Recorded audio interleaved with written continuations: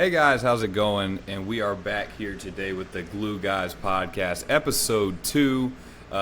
Really appreciate the engagement that we got on TikTok, especially on episode 1. Got a lot of support from you guys, so I know me and Chad both really appreciate that. And so we're back here week 2. We got some basketball on the docket today. We got a little bit of soccer, just a little bit, because this is kind of the last little bit that we have right before some meaningful soccer comes back on. And then we got some more general discussions about sports movies and just general things to do with, sports, with positions and difficult things that we think are the most difficult things to do in sports. So if any of that interests you, please stick around. Chad, tell the people how you're doing today.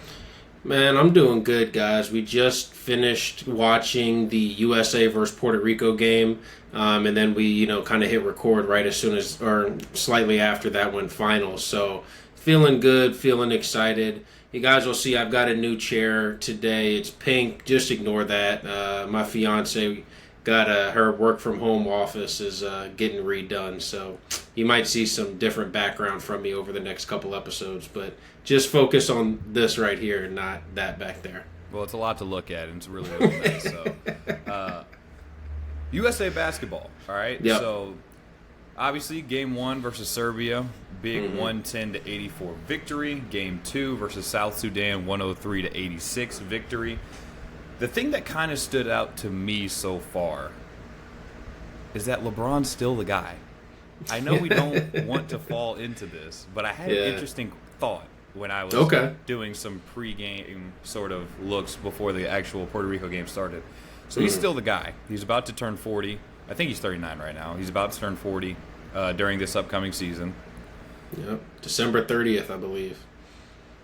How long is the 2024 Olympics segment going to be in his documentary?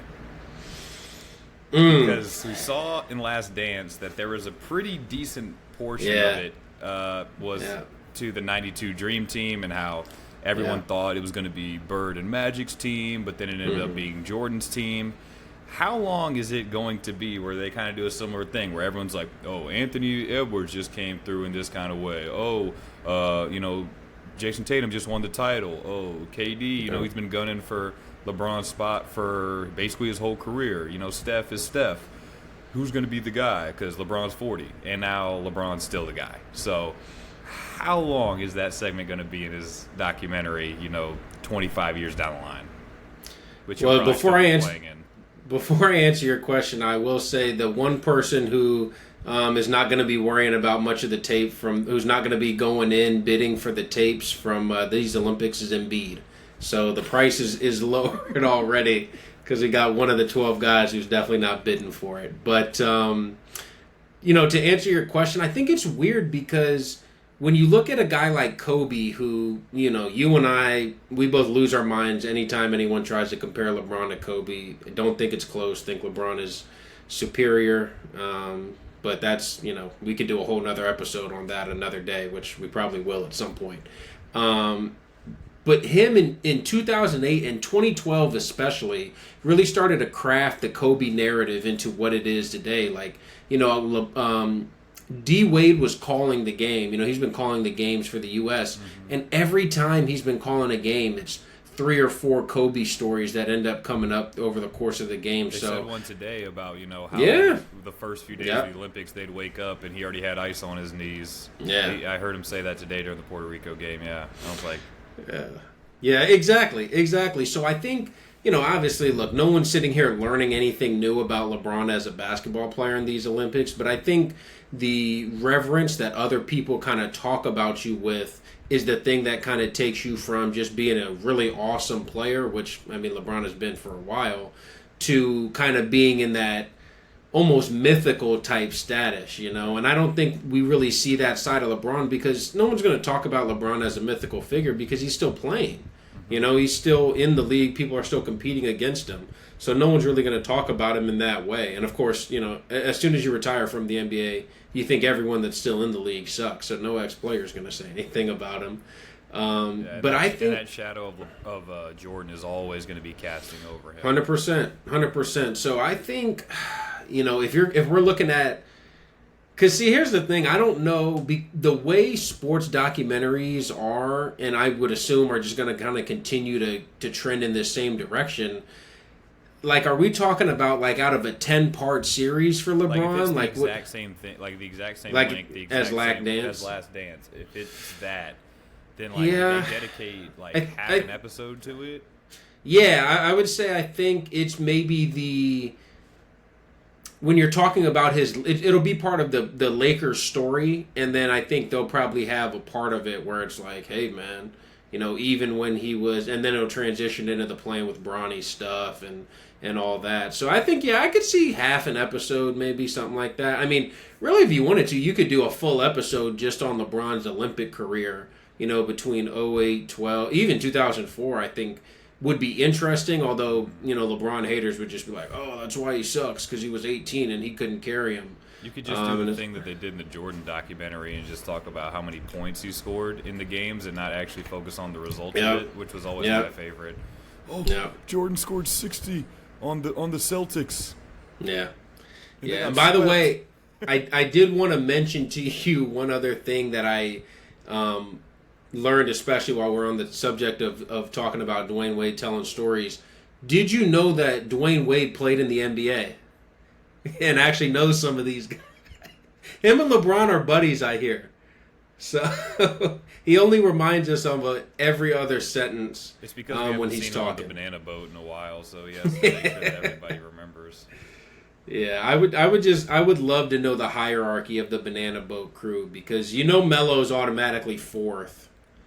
I actually think that Chris Paul is like social chair. I think he's like the guy that, like, if Chris Paul hits you up and it's like if of that crew, like Chris Paul is like, yo, meet up in LA tonight, then everyone's just there. You think everyone's there? Like if LeBron does it, I think Melo, or I think Melo, like every once in a while he's like, what's his son's name, Kion? Yeah. Kion's got a game tonight. I don't know if I can make it. Because you know what it is? I think LeBron and Melo and Wade are actually so close that they just don't really care. Obligated. Yeah. Versus with Chris Paul, he was kind of like added, and this is all speculation. Obviously, I've never been in one of the text threads, but I feel like he was kind of added to the group later on. So they're still in that shit. Let's make sure Chris is feeling good. Let's make sure we're making Chris feel good. Friend groups, like there's only one friend that like barely comes out, and obviously he's one of your boys, but he barely comes out. So it's like when he hits you up, you have to go out.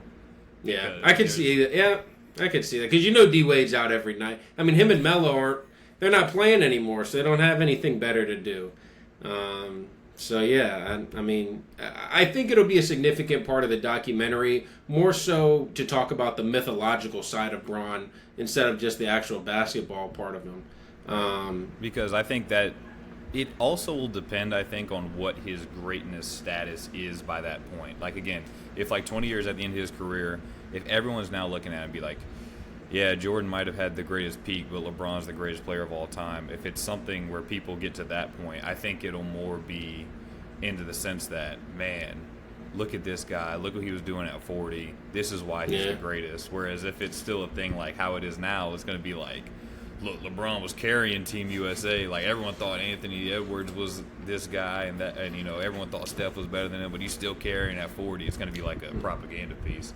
But I also wanted to talk. By the way, you've mentioned Anthony Edwards a couple of times not in a positive way, or not in a negative way, but just in a whatever way. He was awesome today. He had 26 points. I think he had like 6 threes. He reminded me, the way he's been playing over the past 12 months, he reminds me of Wade plus like a lethal 3-point shot, which sounds.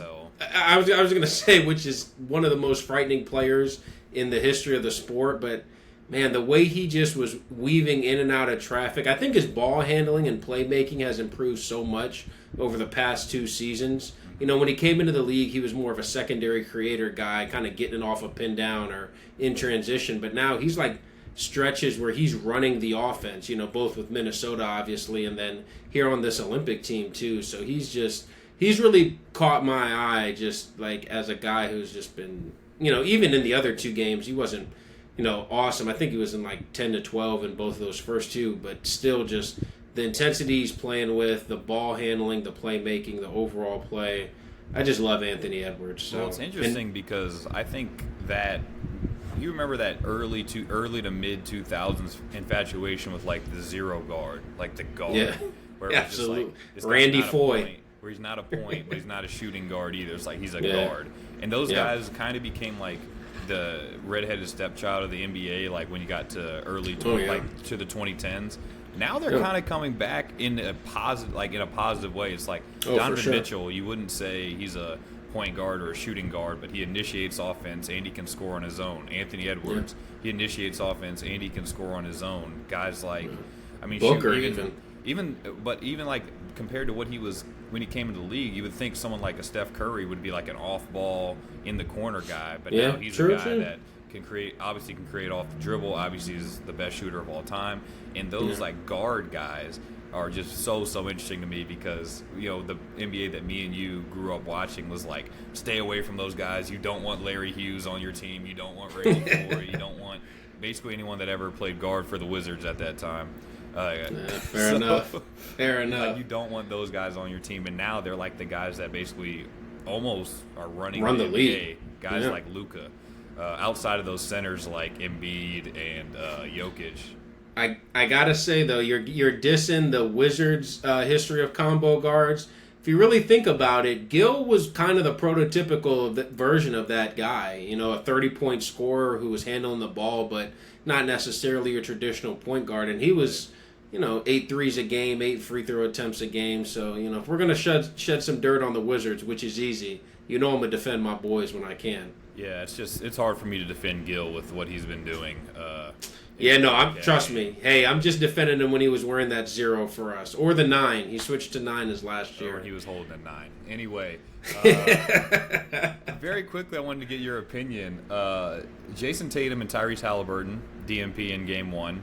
Yeah. In Game 2, Joel Embiid DNP did not play. For those of you that don't know, so Embiid didn't play in Game 2 against South Sudan. Tatum and Halliburton did not play in Game 1 against Serbia. There was a whole bunch of Tatum memes, which I found hilarious. What's the deal? Like, is this, like, do you think this is more of a coaching decision where it's just like, this game isn't for this guy, or we're going to get these other guys off, or what is it, do you think? Yeah, I think Kerr made a really great point, and I think this was after the Serbia game where, of course, all the questions were flooded to him, when Tatum didn't play at all. I think the Tyrese Halliburton one is probably a little bit more expected, to be honest.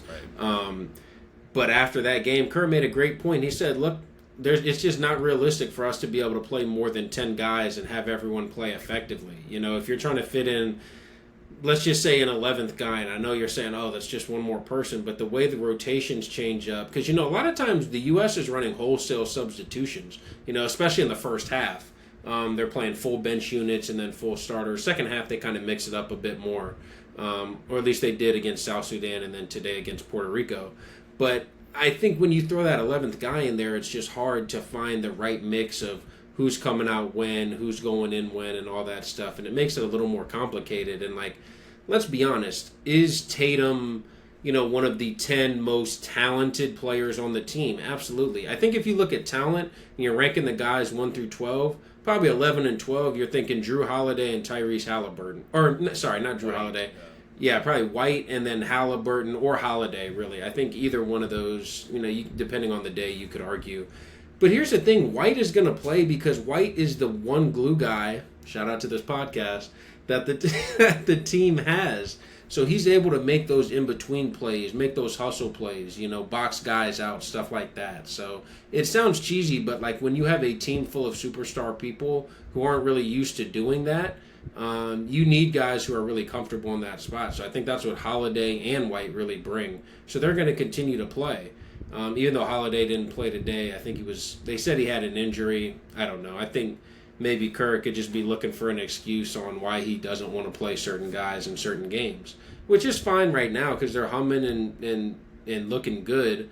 They look much better in the 3 Olympic games than they did at all during the warm-ups. Exactly, and I think it's because he's went to that 10-man rotation and really tightened things up a bit versus in the warm-up games he was playing 11 especially, kind of even playing 12 depending on the situation and the matchup. So I think he needs to stick with the 10. I don't know. I don't know. I just don't feel like Embiid has brought a lot to the table, And in this Puerto Rico game, I thought he showed moments where it was like, okay, you see why you want him out there. Obviously, he's an offensive force. He can score one-on-one in the post against literally anybody in the entire world, especially anybody in this tournament. But just some of the stuff, he was dropping a lot in coverage. The Puerto Rico guards, they clearly emphasized it in the pregame because they were taking a lot of step-in threes, right off that screen where step in one dribble and then shoot a three. So I just think that'll be open, and that could be a problem against maybe some better shooting teams, some better shooting guards. So Embiid I would have out, and then probably Halliburton, So keep that other 10-man rotation tight. I think I couldn't see any team really giving them problems going for the gold. I agree. So, obviously, that was our basketball talk for the U.S. basketball. Yeah. However, we wanted to continue our basketball talk because trades are just now a part of the NBA. There's always 100%. big guys moving. There's always guys that you would expect. It's like, oh, this guy is whatever. This guy's a Clipper. Or this guy's a part of the Heat. This guy's a this. Would it be fair to say, during certain points, it almost feels like the off season is more exciting than the actual regular season, especially. But it's more entertaining than the season in the NBA almost. Well, I think yes, because I think everyone goes into every season thinking that there's only like 3 or 4 contenders, and so for like fans of like the other 25-ish teams in the league, it's like you're just watching all these bullets fly back and forth, whether your team's involved or not. But it's just like, oh, this guy's moving here. Oh, DeMar DeRozan. Oh, Paul George. Oh, this guy. And because you're not going to win the title anyway, so it's just kind of fun to see everyone flow back and forth. And I tell you, in that like 4-year stretch where we were actually competing, as a Cavs fan, it was not fun ever. Obviously. Oh, because everyone was just making moves to compete with you guys, basically. Yeah, because you just look up one day and it's like, oh, the Warriors got Kevin Durant. Oh, the Warriors got DeMarcus Cousins. Oh, the Warriors got whoever got Bogut. Like it was just always something every single year, and it was just not very fun. But as a team that's now just like comfortable being like a 4 seed and maybe getting to the second round, it's pretty fun now. So that being said, all right, me and Chad, wanted to play a little game called Who Says No. All right, where each of us are going to come up with a couple trades. Were yours all 1-for-1s? No, well they were. It's hard to do 1-for-1 because of. And this is a whole nother rant we could have, but because of the new salary cap, the tax implications and stuff, it's harder to kind of do the 1-for-1 trades, and salary wise, it's hard to make stuff match up. So mine were like, in theory, it was, hey, this is the guy I want to give up this guy for this team, and this team receive another guy, but salary wise, I had to throw in some filler on both trades. So So a little bit. It's a long-winded answer, but I'll start off. Yeah. And I want this to be kept in mind, okay? That when it comes to this Glue Guys podcast, I watch basketball, I watch the Cavs. Okay. I'm not a basketball guy, all right? So I may throw some things out that may seem a little crazy, a little off the wall, maybe like isn't within. I'm so nervous for this right now. Maybe not within the integrity maybe of the league, but when I saw it, I was doing research for it because obviously I started off with my Cavs. I was like, what do we need? Integrity. Okay.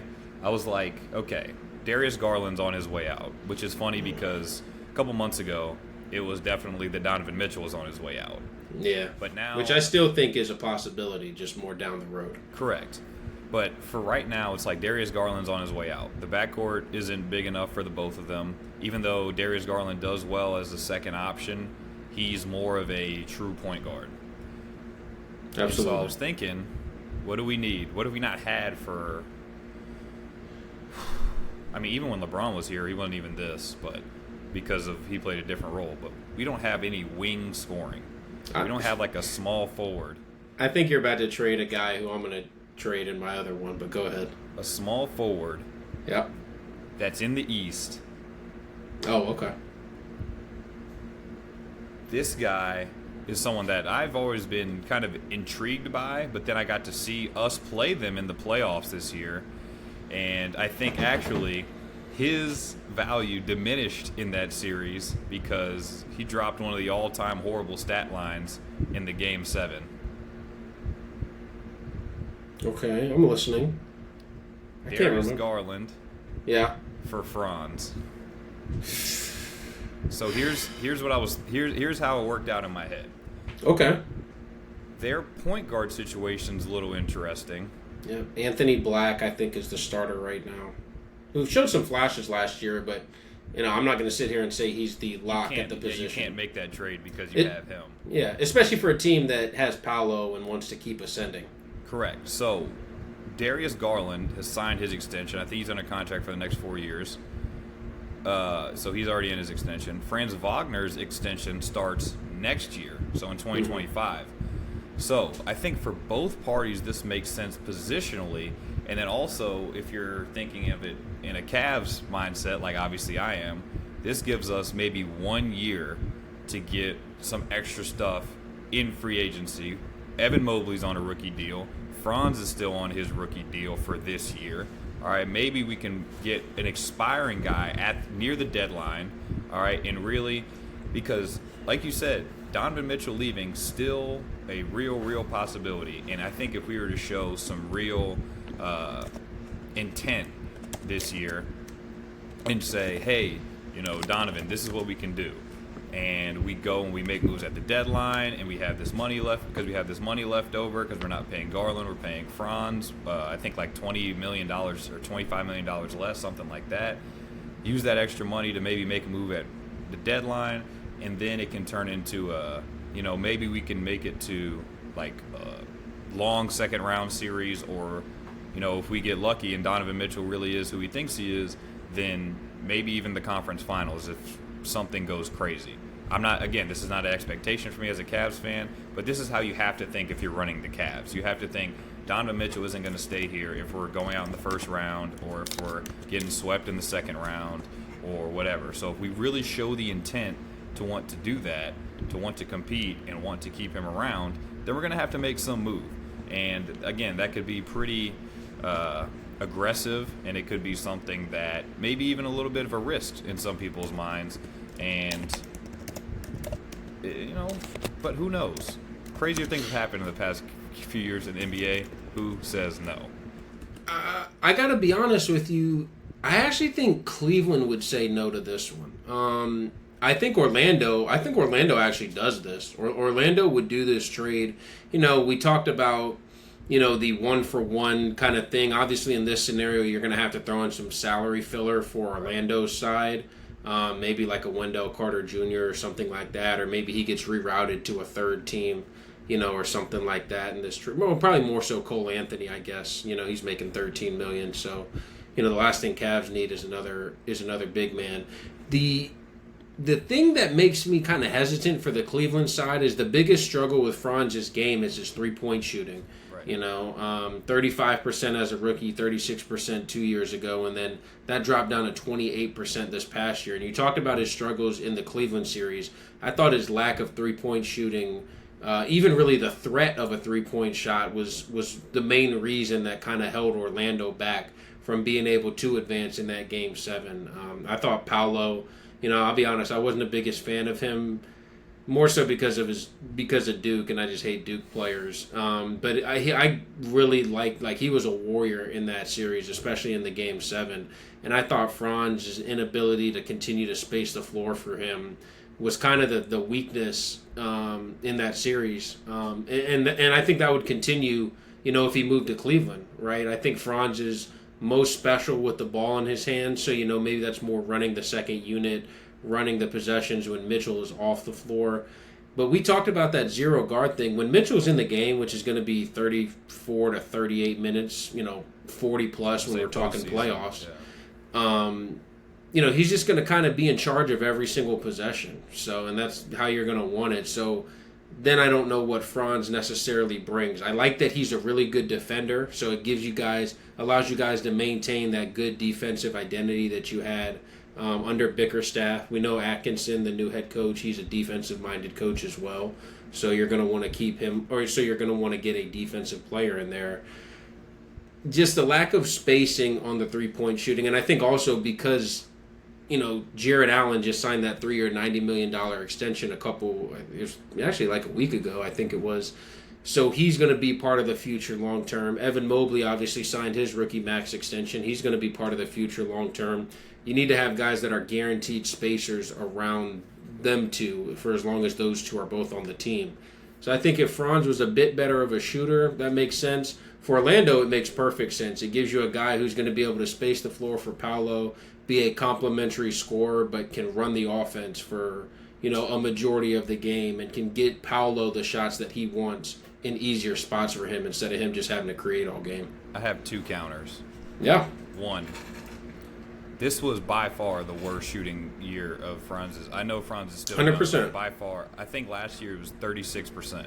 Yeah. From 3, which again is not amazing. Like, I'm not going to sit here and say he's freaking Kyle Korver or something like that. But as long as he can provide that threat to just I can't leave this guy wide open for 3, then it can happen. My second counter is I refuse to think that there is going to be a foreign white guy in the NBA that's going to go his entire career not being able to shoot. So take it what you will. Vesely. What about Vesely? So who's your who says no? Your first for basketball. I got you. First one I'm going to go with kind of a one that's actually been rumored a little bit, but or a guy who's been rumored to go to this team, and that's Lauri Markkanen. I've got him and Jordan Clarkson going to Golden State. In return, the Warriors would be giving up Wiggins, Moses Moody, and 2 first-round picks. I think the reason you do this if you're Utah is they're in that weird, the last 2 seasons, I just haven't really understood them. They've been too good to tank in the beginning of the season, and then they wait until the last 15 games, and then they're like, oh, shoot, let's just guarantee ourselves in the 8 through 10 spot, which is there's no benefit of being in that spot. At least if you're above, if you're in that top 10, which I swear they finished 11th in the West each of the last 2 years, on purpose. But it's at least you get that playing experience. I would like to see Markkanen in some sort of an environment, like a big game, like a semi-playoff game type of situation. Right. So it gives the Jazz an identity to really just tank it, or at least just play their young guys, right? Play the young guys. Taylor Hendricks, the rookie that they drafted last year. Keontae George, who I thought looked really good in spurts for them off the bench last season. Allow him to start. The funny thing is, this probably puts Colin Sexton in that role where he's kind of the main decision maker again, which we saw how that went when he was in Cleveland. So be prepared for the lottery if you're Utah. But I think it makes sense for Utah because it gives them an identity, gives them a couple of more picks. Moses Moody is, in theory, a wing scorer who can kind of be a 3-and-D guy. I like the fit of him with the kind of young guys that they have as far as, like I said, Hendricks, who's more of a small ball 4, the younger backcourt of George and Sexton. So, and then Wiggins, you kind of just have to throw Wiggins in for the contract, honestly. I'm not going to sit here and act like he's an asset to you, but I would say if we're still truly playing the game, I guess I would have to say that Utah would be the ones to say no, because they just have stuff in there that you can clearly see for the Golden State. It's just going to make them better. And then for Utah, it gets weird because, like you said, they haven't really shown the capacity to tank, but they also haven't shown the capacity to compete either for these past couple of years. So based on their history, their recent history, I guess of the two would be most likely to say no would be them. But I like that trade for both teams, especially the potential for Jordan Clarkson to have a Jordan Poole-like run late in his career. I would really enjoy that, and I would also really enjoy if the Utah Jazz really sucked and they got Cooper Flag, because I would love nothing more for him to go to a super small market and see what the NBA does. If he went to Charlotte or something like that. I don't know. The NBA is just going to explode. Of course, the NBA would never let that happen, but but if bring Stern back from out of the grave, exactly, he's going to sit straight up, and his zombie hands are going to come out. So, but I guess if we're playing the game, I guess I would say Utah would be the more likely to say no. But I really like that trade for both sides, especially, you know, with the Warriors clearly showing that even though they haven't competed for, since they won the title a couple years back, then they still have shown the capacity to be like, no, we're still going to try with Steph. He deserves us to keep trying for as long as he wants to try because of what he's done for this franchise. And the biggest weakness they've had has been on-ball scoring outside of Steph. And, you know, Clarkson, that's really the only thing he does. And then Markkanen obviously has turned into just an outstanding creator and really offensive closer for the Jazz. So I'm going to actually do mine both back-to-back. I'm going to go back-to-back on you. Shout out Drake. The Wizards and the Pelicans are going to be the two teams I'm using for this one. Wizards going to be receiving Brandon Ingram, who I think him to the Cavs as well. So go on. Who I think is one of the most Wizards players of all time in the sense that he's going to make replacement. yeah, exactly. Giant numbers, giant contract. Are you going to win with him? No, not a horrible guy, but just not a guy who's going to really affect winning. And then every Wizards fan on Twitter is going to tell you, actually, Brandon Ingram's a problem. Yeah. Brandon Ingram and Alex Sarr 2024. Like, that'll be... I can see that campaign starting. And then the Pelicans in this situation will be receiving Kuzma and Richaun Holmes. Now, I know you roll your eyes in the beginning. You're saying, why would the Pelicans do this? I'm going to explain. I'm going to...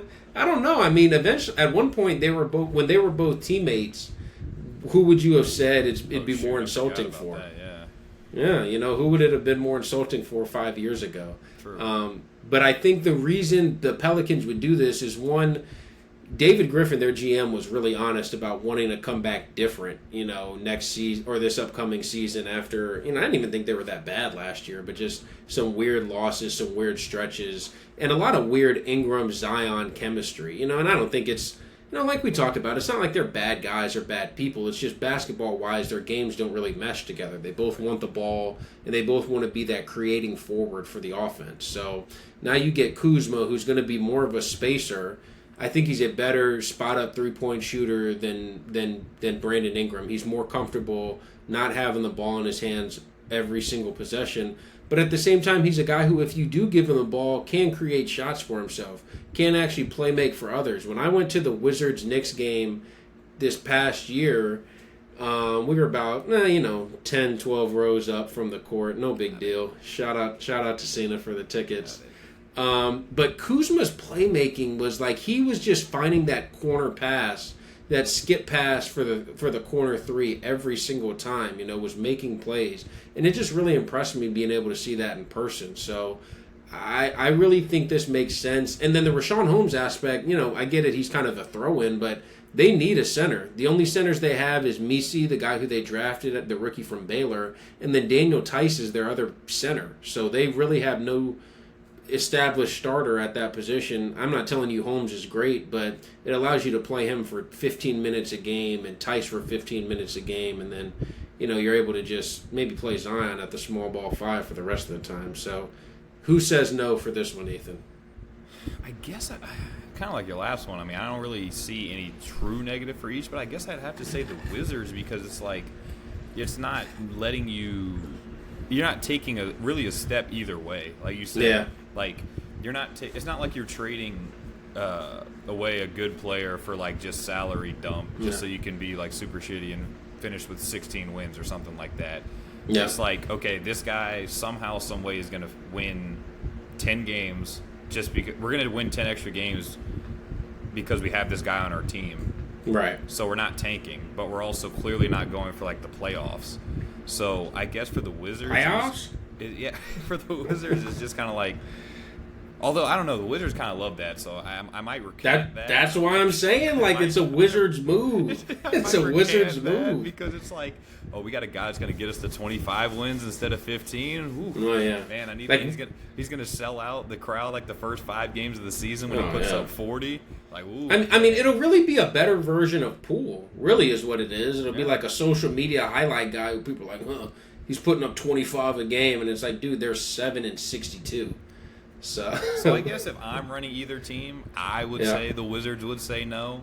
But in the actual context of the NBA, I think both teams like give it 2 thumbs up and are like, man, can't wait to trade Kuzma for Brandon Ingram. And Brandon Ingram's going to have one stretch where he's averaging 35 for 3 weeks, and then he's going to shoot 33% for a month, and no one's going to care because we're in Washington and no one watches our games. Yeah.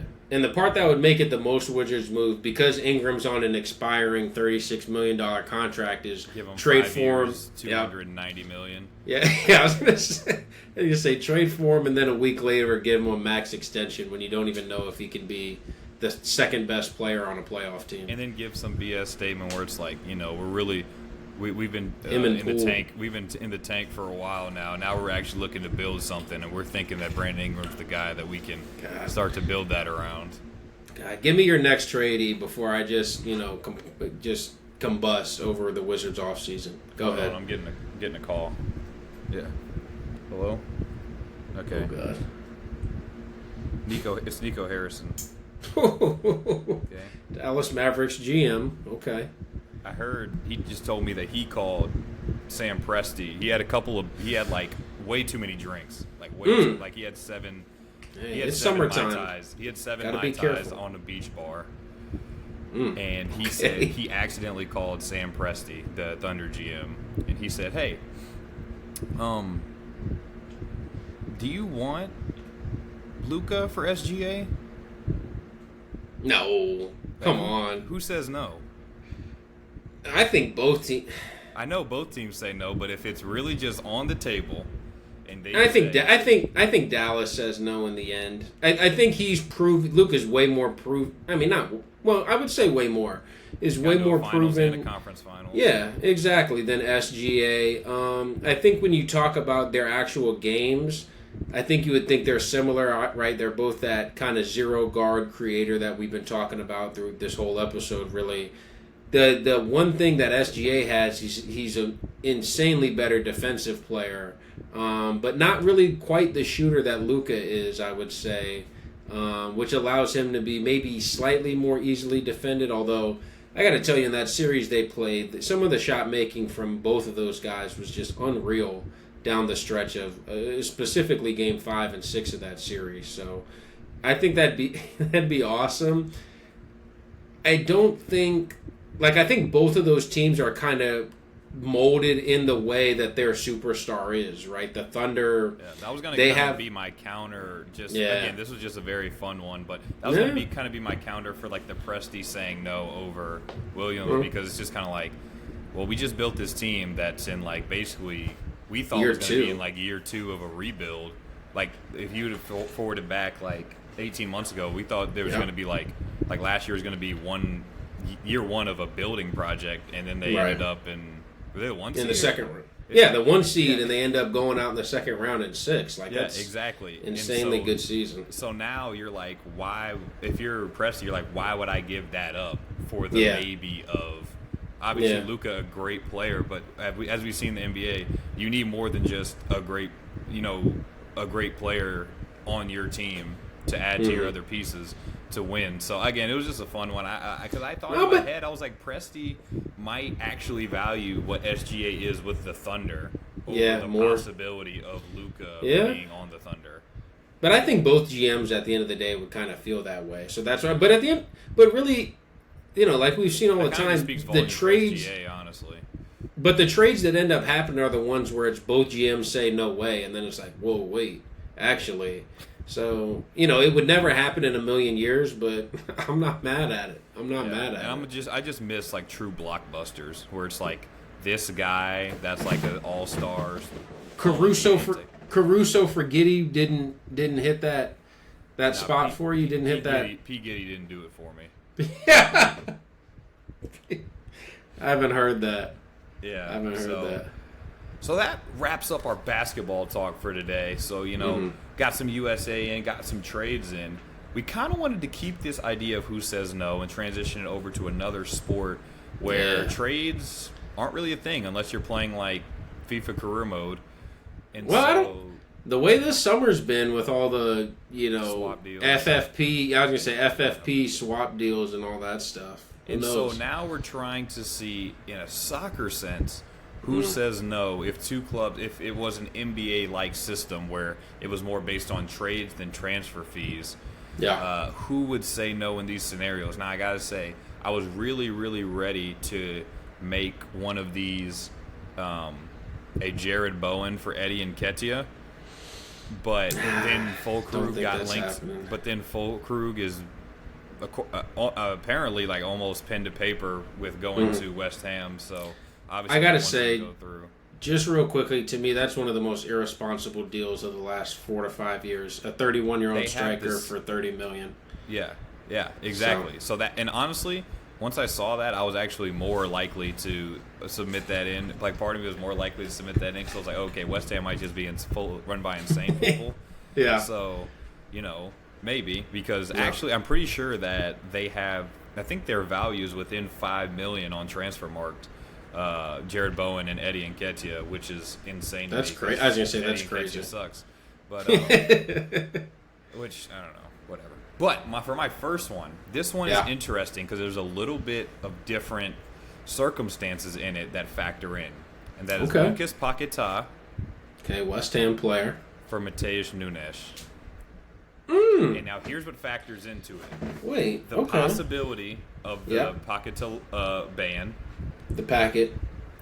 Nunes is never going to be a consistent player for City in my mind. I know Pep's going to prove me wrong, and he's going to play every single game this season and be probably the best midfielder in the entire league. But the Nathan Ake effect. Exactly. In my mind right now, Matheus Nunes is not good enough to get into the City team with any type of consistency. Lucas Paquetá is. Lucas Paquetá is going to leave West Ham. I'm sorry, West Ham fans, if there are any listening to this. He's going to. And they've been spending. They've been spending kind of like they're expecting him to leave, honestly, with the deals they've gotten done. And he's going to leave at some point, and it's probably going to be within the next 12 months. You know who may be a little bit more tempted to stay? A player of Matheus Nunes' quality, who is a good player, but isn't going to be chased by every big club going like Paquetá is. So that was kind of my first thought, is like similar areas of the pitch, not similar players, but they occupy similar areas of the pitch.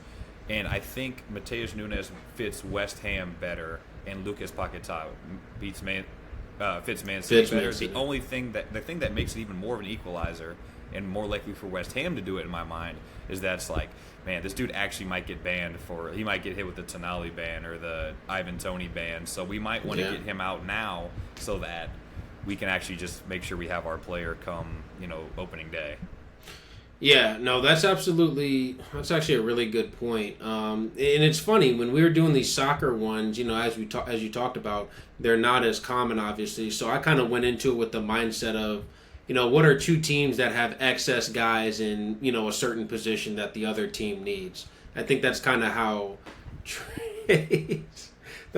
trades matriculate, at least in football, which I think is more similar to what we're talking about in this hypothetical. But you went with two guys kind of same position, same area of the field, but just stylistically, they actually fit a lot better on the opposite teams, and I like it. I mean, the Paquetá links to City have kind of been going on for really even since last summer.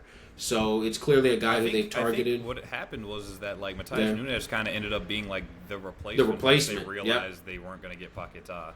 Yeah, and it's it's still kind of like they're searching for that Gundogan replacement and eventually Bernardo Silva replacement if he leaves.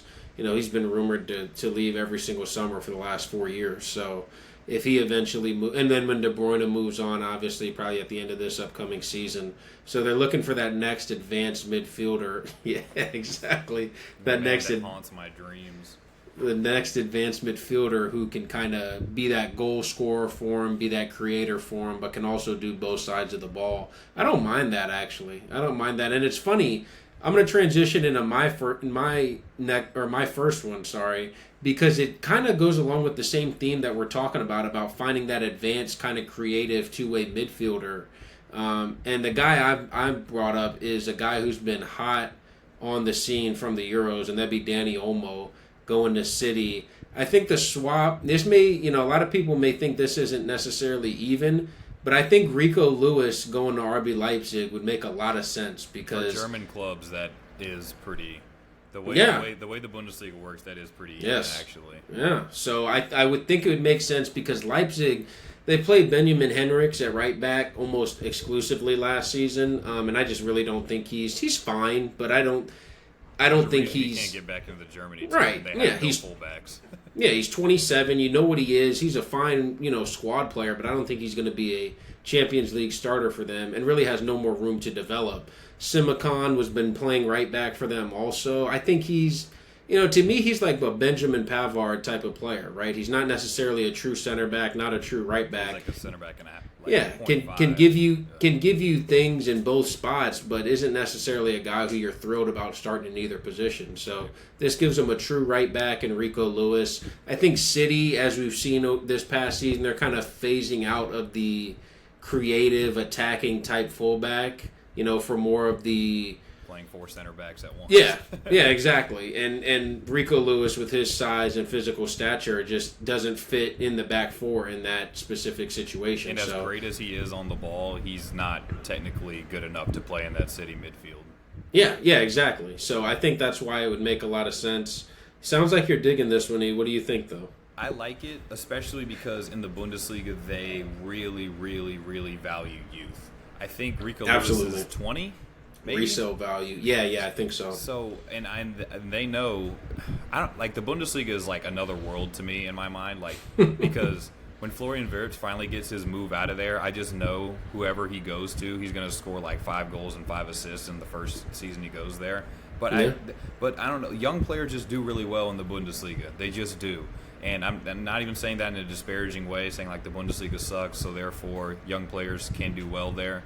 But they definitely do better there than they will in the Premier League. And Rico Lewis will probably play every single minute available. He'll probably play all 34 games. He'll play Champions League football. He'll get to play with other talented players. Obviously, Olmo won't be there, but Xavi Simons looks like he's going to return on loan. Yeah, he's going to be returning on loan.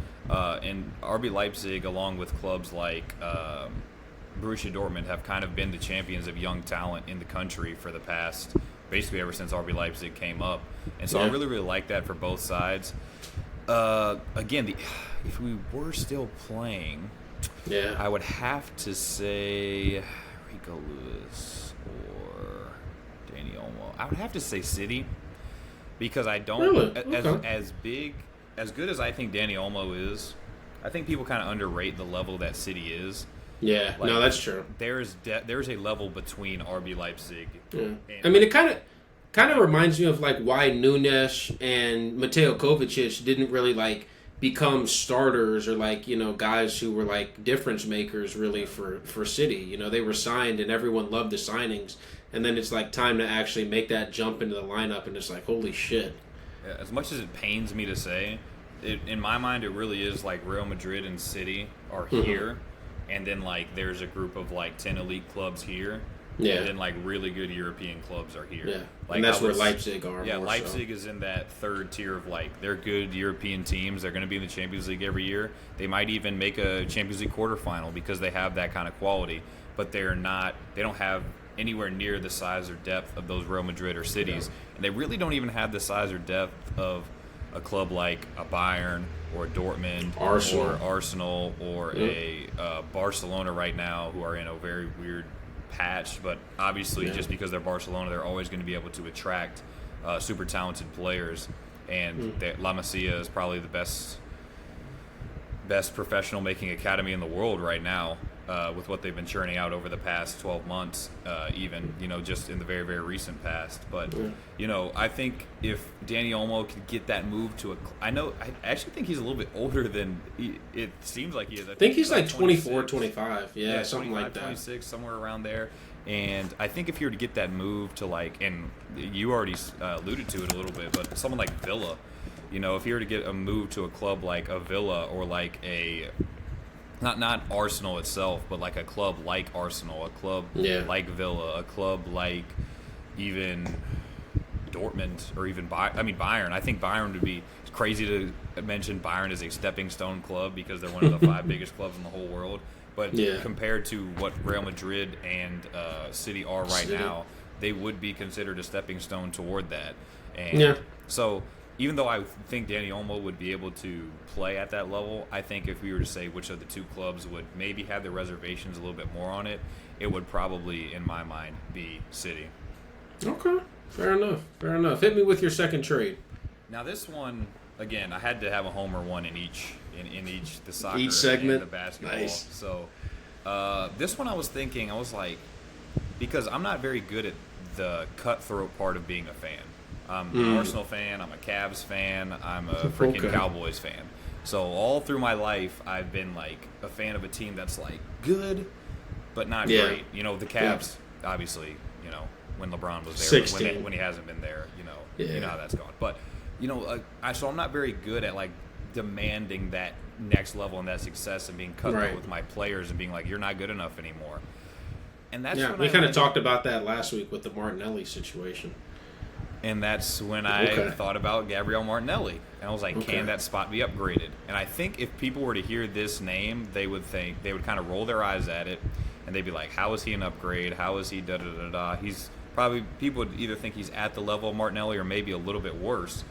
But going up to the north and saying, hey, Newcastle, do you want Gabriel Martinelli for Anthony Gordon? Yeah. I tried to manufacture a way to get Alexander Isak out of this, but when Alexander Isak is getting linked for like £100 million moves, that kind of priced us out of that. So I was like, I don't think Anthony Gordon staying. What do you think his stats were in the Premier League last year? How many goals? Probably 12 and 10, I would think. Yeah, it was 11 and 10. Yeah. I mean, I got to tell you, I track him like a stalking ex. Like, I watch that dude I think he's like, you don't even have to sell me on this one. I think this is insane. Like, I think every time we talked during the Euros, I was like, why is he not playing? Why is he not playing? I would argue, is it crazy to say I don't want to sound stupid, but is it crazy to say he's the best left winger in the Prem right now? Like, I don't know if that's insane. I think a lot of people would say Jeremy Doku, but I think he's better than Jeremy Doku. I don't think it's particularly close even. And then, Doku obviously is a much better dribbler, but when you talk about the final ball from Gordon, his ability to score as well, his work rate, he has insane pace also going down the line. So I think he's just all around. People don't factor in is A, bitch to play against. Yeah, B, horrible. That like the work rate is like something. Which me and you joke about this all the time, but a lot of people are like, "Oh, you know what wins games is like having this free-flowing football and having these the original smile and on the ball." And this guy loves to do tricks and stuff. And it's like, you know what Pep hates, aka the guy that wins all the time. You know what that guy hates? Guys that try stuff. You know what he hates? Guys that don't work back. Yeah, Joao Cancelo. Everyone agreed he was the best fullback in the world like 3 years ago. Yeah. And then Pep looked at him and said, hey, you don't run enough. And he said, screw you. And then Pep sold him. Wow, everyone still thought he was the best fullback. Didn't even sell him. Just gave him on loan to whoever. Gave him to Bayern for a season or a half a season, whatever it was. Yeah. Just gave him away. Because gave him to Barca last year. You don't work hard enough. And then, so Anthony, regardless of what you think or what what I see from guys like Pep, guys like Arteta. I know people are going to shit on that, saying that Arsenal don't win anything, but whatever. Guys like Jurgen Klopp, the guys that are at the top of the Premier League, always competing. Yeah. All their players work hard. They don't have people walking about the pitch. And I'm not saying that Gabby Martinelli is that. He is definitely that. But Anthony Gordon has shown more production in the recent past, and I think that he can be a part of this Arsenal team for a long time because he can play on either wing. I actually looked it up on Who Scored today. He had 3 appearances on the right this past season. He had 3 goals and an assist. Yeah. So it's one of those things where he can play on either wing. Because Arsenal fans for the past 2-3 years now have been calling out for that Saka, not replacement, but just somebody. Rotation option, because Nelson isn't good enough. Obviously, Emile Smith-Rowe is gone now, and he was never going to play on that right anyway. Trossard can play there because he's equally good with both of his feet, but he's not really exactly what we need. He's better on the left. And so, to have Anthony Gordon, where you legitimately can go into either game and be like, well, we can either have him be on the left flank, looking to cut in and be a goal scorer, or he can just bomb up and down that right flank, whip in crosses for guys like Kai Havertz, who, I hate to break it to you guys, is going to score 15 goals in the Premier League this year. I'm sorry. Okay? He's going to... Actually, hold on one second. God. I don't know if this is going to be like a jersey or 15 goals I knew in the it. Premier League this year. Okay, so Yeah. I know a lot of people don't like the fact that Arsenal are trying to be a big club again and trying to win trophies, but I think that based on what I've seen from Martinelli, even 2 years ago when he scored 10 in the league, I don't think he's as clinical. I don't think he's as clean as a guy like Anthony Gordon. And Anthony Gordon offers something that really this Arsenal team doesn't have outside of Martinelli, and I think he's probably a little bit better at it than Martinelli is right now.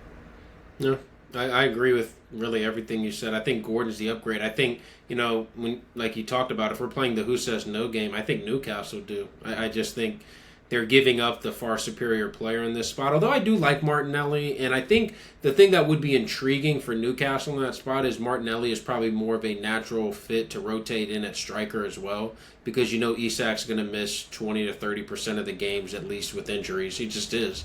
Yeah. He's a hell of a player, but he's just going to be injured for a portion of the season no matter what. So Martinelli then can fill in. Only thing is then at that point the question is like, all right, well then who's playing on the wings for you? Almiron had that. There's no world where Isak and Callum Wilson are going to be fit for an extended period of time together. Exactly. So, I would love that for Arsenal, but I don't. I'm not an Arsenal fan, but I just think that would be awesome for you guys. So, Newcastle would say no. Wrapping this segment up though, the last one that we've got. I've got another Premier League and Bundesliga mixed match. Yeah, swap. So we got Serge Gnabry from Bayern going back to England. He's actually not going to Arsenal. Sorry, I know he was in y'all's academy. No, he's going to Chelsea for Badiashile. The reason, I'll give you the reason for both sides. The reason for Chelsea why they would want this is they just have too many damn center backs at this point. Like, they just have some infatuation. I know they've toyed with playing 3 at the back in the preseason, I think, but I just don't think that that would necessarily suit the squad that they have. And their wingers suck ass.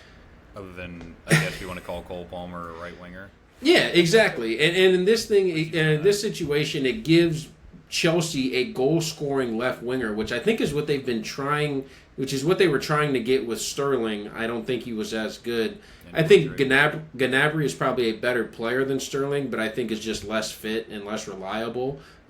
So for the 20 games that he is fit, he might give you 8 goals, 4 assists, something like that. And even going back to what you said, like, he's shown the capacity to play as a central striker too, Serge Gnabry has. And if Nkunku's never going to be fit and Nicholas Jackson's going to not be able to hit the broadside of a barn, then that's another good reason for Chelsea to do it. Yeah, and then for Bayern, the Badiashile. I mean, really, I was just trying to figure out which Bayern center back would be. I think they have 3 center backs in the entire squad right now. Well, no, because you forgot about my boy Eric Dyer. So 3.5. Okay. So they have 3.5 center backs, and you might argue, if you put Badiashile in there, could you ever play Badiashile and Upamecano in a center back pairing? Absolutely not.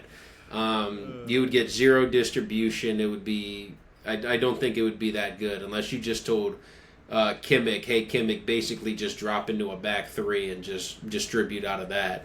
But I think he would fit really nicely alongside Kim and along Matthias de Ligt. Like I really like Badiashile as a player.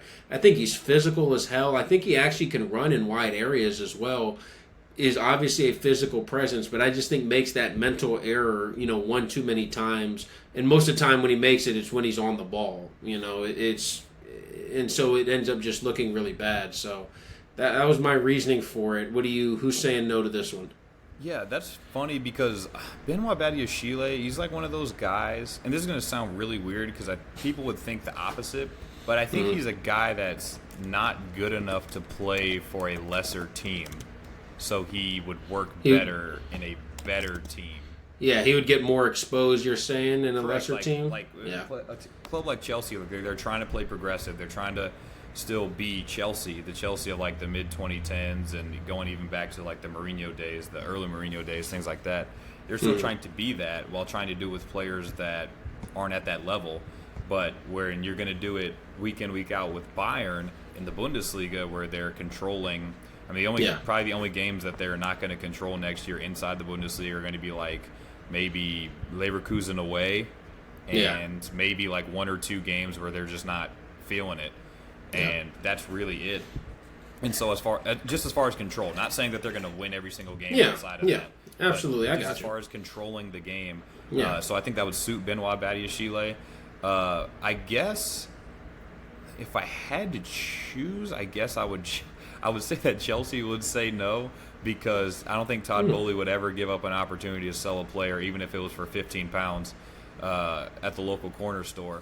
So I would just think that the way Chelsea is run right now, I don't think that Benoit Badiashile would move in a swap. But, I can definitely see it for both parties. The only thing that kind of concerns me about Gnabry is he's kind of been declining a little bit, and it kind of seems that, like you said, similar to that Sterling move, where it's like, where's the guy that scored this many goals in his career, and everyone thinks of like Serge Gnabry. It's like, that 2018, 2019 Serge Gnabry where he scored like 4 against Spurs, Tottenham, in the group stage, and he seemed like the best winger in the world.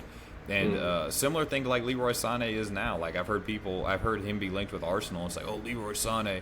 And people in comments on these posts are like, Sané's too good for Arsenal. Too good. Stupid. And it's like, have you seen Leroy Sané play in the past 3 years? Like he's not even going to be a guaranteed starter at Bayern this year, I don't think. And so it's the same So- similar thing with Serge Gnabry, where it's like, you think Serge Gnabry is like, goal-scoring winger, he's flying, he goes at people, he's clinical finishers, this, that, and the other. It's like, he could be, but I mean, he hasn't really shown that in the past couple seasons. But because of those flaws, I actually think it makes it more evenly matched, because Benoit Badiashile clearly has his flaws as well. So I really, really enjoy that one. I just quickly wanted to mention, this is one that was like half baked in my mind.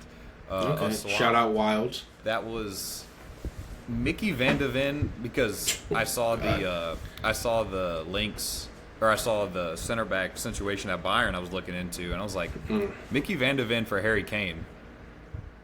Like, who says no?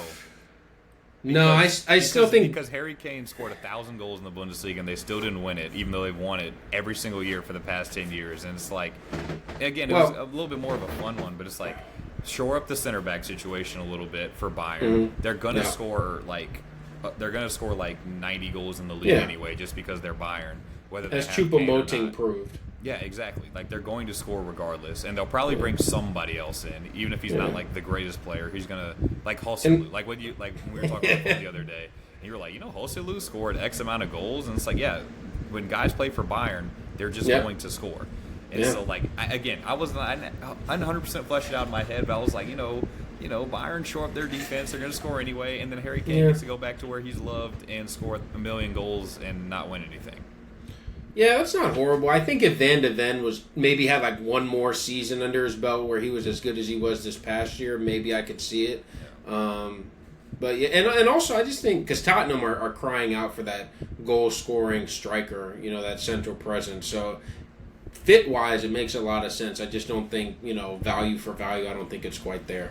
No, definitely not. So that was our Who Says No. We kind of got a little bit away from the Who Says No, just bringing some fun and interesting scenarios in front of you guys that hopefully you guys can enjoy. Maybe you guys can drop some in the comments, some that you guys think on your own, or tell us how big idiots we are, which is always fun.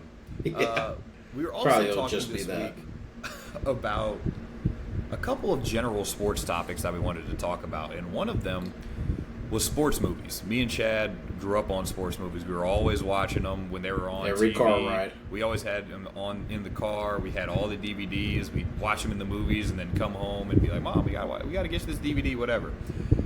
And so I wanted to start it off very quickly by just saying, what do we need in a sports movie? Like, how important is playing the sport? Because there are definitely sports movies out there where either A, the sport isn't played at all, really, or B, the sport's played, and if you've played the sport before, you're like, that guy can't shoot a 3. He's shooting it like this, and he's throwing the football like this. Yeah, I think that is like the number one, like the most important thing, and not even like just necessarily the guys, because when we talk about one of the movies that'll come up for me, like some of the actors you can tell are not athletes at all, but it still makes it work. I think the just straight up gameplay, they talk about like, oh, throw it, what type of route is a guy running and stupid shit like that. Like where people like us are, or like, is a person in a 3-point stance, are they really run blocking when it's a run, Yeah. The Remember the Titans, one of the best all-time movies, they talk about running a veer option on like the last play of the game to win the state title or whatever it is. One block and go 65 yards the other way. But it's like in no situation, even if you were peak Navy triple option, there's no way you're running a triple option. Navy's dropping back and throwing that ball. Exactly. So stuff like that, or like if it's a baseball movie and they're running from second to first or something like that, where it's.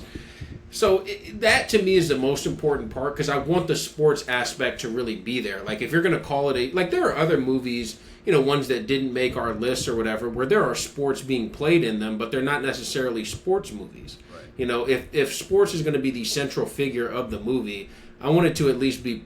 I want to at least believe that the people know exactly what they're doing, in the sport. So that's good you say that because believability, I think, works well with the ones that I came up with, and I'll tell you how it works when it comes up. Did you have any honorable mentions? Because what I did, at least, is I made a Mount Rushmore. I think you ended up making a Mount Rushmore as well. And if you don't know what Mount Rushmore is, just please pick up and read whatever book is nearest to you. So it's just like 4 movies that we're going to put up that are just like these. If you were to say, if someone were to come up to you from like an alien planet and was like, hey, what's a sports movie that you would be like, watch these 4, you would know what a sports movie is. These are 4 of my either favorite, or these are 4 movies that just encapsulate what is sports movie. So I had 3 honorable mentions, and this is going to be kind of be crazy that they ended up being. Again, this is my list. People in the comments are going to hate me. People in whatever, you're going to probably roll your eyes at some of the ones I had on my Mount Rushmore. But the 3 that I had as my honorable mentions are Remember the Titans, Happy Gilmore, and Moneyball. Okay. Moneyball. So I had Moneyball as one of my honorable mentions as well. So I'm with you there. I got to say, you always joke, as a business finance bro, that was like the movie of all movies. At Luter School of Business. Moving together. Yeah. I mean, literally, no exaggeration. One of my classes in college, our homework was literally to watch the movie and talk about how it applies to real life. So was that on your honorable mentions or was it on your list? Yeah. That was on my honorable mentions. Yeah, Remember the Titans is on my list, so I'm going to cool off on that one. The Moneyball, because it's just unlike really any other sports movie to where it's like it's about the sport. It's not about playing the sport. It's not about a team. I mean, it's about obviously the A, but it's about like a philosophical. The financing of the sport. Yeah, exactly. It's a philosophical idea of like this is how we change the game. Yeah, it's Football Manager as a movie. Exactly. So I thought that's why it was pretty interesting. Happy Gilmore just didn't really quite have enough for me. And Remember the Titans, like you said, it kind of the historical inaccuracies in it kind of throw it out the window to me, and then. There were just other ones that I just enjoyed more. So, do you want to go one by one, or should we go our whole Mount Rushmores? You already said. Well, I'm gonna go ahead and rapid fire my honorable mentions as well, real quick. So I told you I had Moneyball. This is gonna crush you because I know for a fact it'll be on your top 4. But Mighty Ducks was an honorable mention for me. I think all 3 of them are just, 2 and 3 really for me. I think the third is like awesome. I think the D3 is. Because it blends in that aspect of like social high school aspect. Let me do 20 seconds on D3 because that one is the one that's honestly one of the sports movies that's like just the most about life. Like they go to high school and they're like, we're this, we're that, we're the biggest, we're the baddest, and it's like, no, you're a freshman. Go play on JV. And everyone that's been in high school can kind of sympathize with that, unless you're LeBron going into St. V as a freshman. Even if you're a freshman on varsity, you still know, like, oh, I'm not the guy, even though I was my whole life. So, yeah, that's really – so, Mighty Ducks, Moneyball, and then what was one of the other ones that you had? The other 2, just real quick, Longest Yard and Coach Carter. Coach Carter, man. I struggled so much keeping Coach Carter even off of my honorable mentions, but – hey man, it's tough. There are a lot of great sports movies. I'm glad we kind of did this research of it because in my mind I was like, oh, this would be easy to come up with, and then I was like, damn, there are just so many. And movies that and then I just had to slowly like, all right, cut two, and then it's like, you get to your final 8 or 10, and it's like, how do I separate some of these? Especially, like I said, it's like, dude, these are the movies we grew up on. These are the movies that me, you, and Daniel know every single line to, and we repeat back and forth. And it's like, how am I cutting Coach Carter? I know every exactly. Even like movies like Glory Road.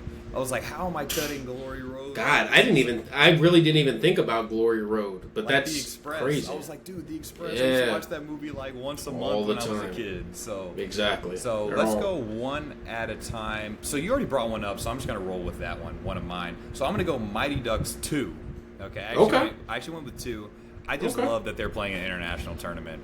I'm a sucker for all international tournaments. The Olympics, the freaking World Cup, Euros, any international tournament, I'm just a sucker for. And as like a little kid, seeing like 12-year-olds playing in a tournament, that's like, man, what if I could represent USA as a 12-year-old and like still have that innocence and like you know, you're just playing for love of the game, but still getting to represent your country and play against. No, that is guys. Like when you see it as a kid, you're just like, man. Whoa. I one day am going to play for the U.S. and even at 12 years old, I'm going to do it and this, that, and the other. So Mighty Ducks 2 is, I like the original's cool, but it's like literally like their local hockey league or maybe like the Minnesota State Hockey League. Now it's like we got this big international tournament. Like nothing's bigger than this. It's kind of, in my mind, like this is basically my version of the Lily World Series. You know how much I love the Lily World Series. Yeah, fair enough.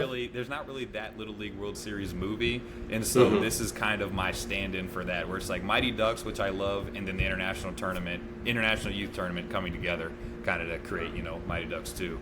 That's fair. That's actually a really good. I didn't think about it in that way because it allows it to be like, hey, this is something you can achieve.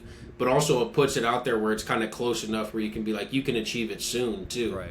You know, if you're a kid watching. So I like that. I actually think let's just instead of doing the back and forth, why don't you just run through your whole list? Because I think we'll probably have some overlap. True. And then we can just kind of talk at that point. Okay. I had Bad News Bears. Yep. I had that one as well. I had Bad News Bears. I had Longest Yard. Okay. Yep. And then I had, of course, Miracle. Yeah. Those are my 4. Yeah, I do want to ask you real quick, did you have any, as you were kind of building out your Mount Rushmore, did you have any thought of, like, wanting to, like, an even distribution between sports, or were you just like, I don't care, I just want whatever my 4 favorites are? I thought about it when I first made my big list, I was like, I don't want it to be, like, all basketball movies or all football, but then when I really got down to the nitty-gritty, I was like, actually, I kind of just like one per sport. I mean, shoot, now that I'm looking at my list, like my entire list, I have, like including the honorable mentions, I have 2 football or 2 football and 2 baseball, and then there's 2 hockey, and then a golf, and so so it's like pretty even. Funnily enough, no basketball. Movie. No basketball. Oh, okay. Yeah. So. Yeah, fair enough. No, I like it. The only reason I asked that is because when you said Miracle and then Mighty Ducks, because I was just thinking like both of them kind of U.S. representing your country based hockey. So I was like, oh, that's kind of cool. Idea that it's one of them is based on real life and one of them is like basically a fictionalized version of it. All right, hit me with your other 3. You said you already had Bad News Bears on it. Yeah, so Bad News Bears. I did mine a little bit more in order, actually. So Bad News Bears was actually my 4th. Miracle was 3rd for me. So I had that one on there as well, which I got to say, you've won me over on that one over the past 10 years. Like, at first, I was like, it's cool. But, like, now when you watch it, like, it's funny. When I don't use Disney Plus that often, but when I do, 90% of the time, it's probably to watch that movie. Or even if it's not the whole thing, maybe just, like, a snippet. And